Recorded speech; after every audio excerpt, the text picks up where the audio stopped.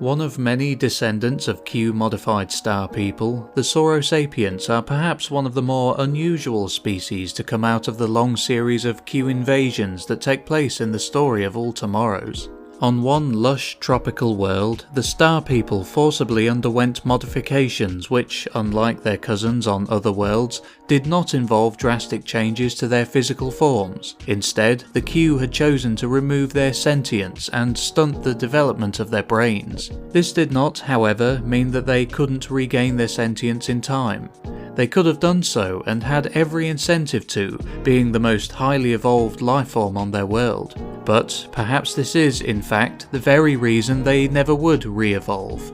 There were no predators on their planet. It would seem that these subhumans grew complacent, and without the need to adapt to evade dangerous situations, they would stagnate and their evolutionary journey would more or less come to a halt. As with all modified species, the Q's reasoning behind these specific changes is not known. All we know is that they regarded themselves as gods, with the divine right to change the galaxy around them in any way they desired.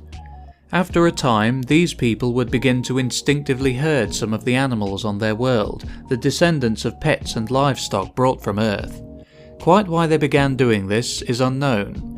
Maybe it was a small, fragmented piece of their former humanity, a tiny amount of instinct that hadn't been removed by the Q, which still lay buried within their psyche, a neural connection that hadn't been severed. It would seem that the majority of these people eventually began farming lizards, hence the name assigned to them in the book, the lizard herders.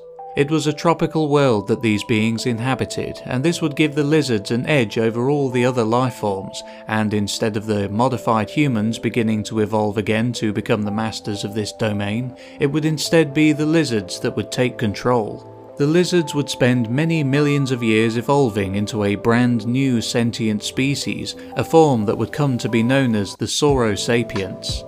The idea of lizards evolving to become sentient may seem like science fiction to many, but when you consider the fact that we humans, according to modern scientific theory, were at one point lizards ourselves in our distant evolutionary past, the idea of the Saurosapiens becoming an intelligent race suddenly doesn't seem quite so wacky. The lizard herders themselves would descend further and further into animalistic forms, but the Saurosapiens would go on to reach the point of true intelligence, building their first civilizations.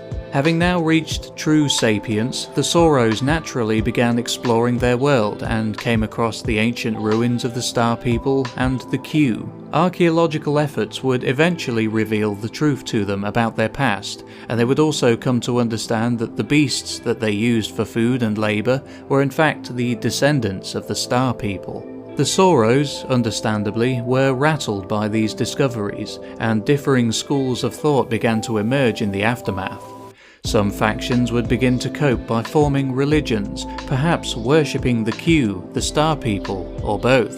Maybe if they worshipped the Q, they wouldn't enact any harsh punishments on them if they ever returned to their world. The Saurosapiens were deeply unsettled and had become frightened by what may be out there amongst the stars.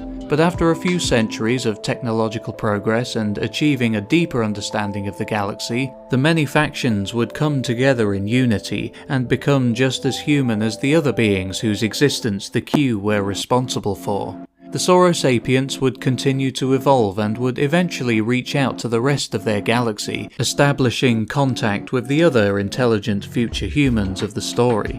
They eventually would join the interplanetary union known as the Second Galactic Empire, being among the third wave of species to join around 20 million years into its existence. For a further 60 million years, the Sauros would serve as dutiful members of the Empire, achieving wonders of which we couldn't even begin to imagine. However, after 80 million years, they would become victims of a galaxy-wide genocide at the hands of the Machine Empire. The Machines, a future human species themselves, thought of themselves as the only worthy heirs to the Star People and made it their mission to destroy all others.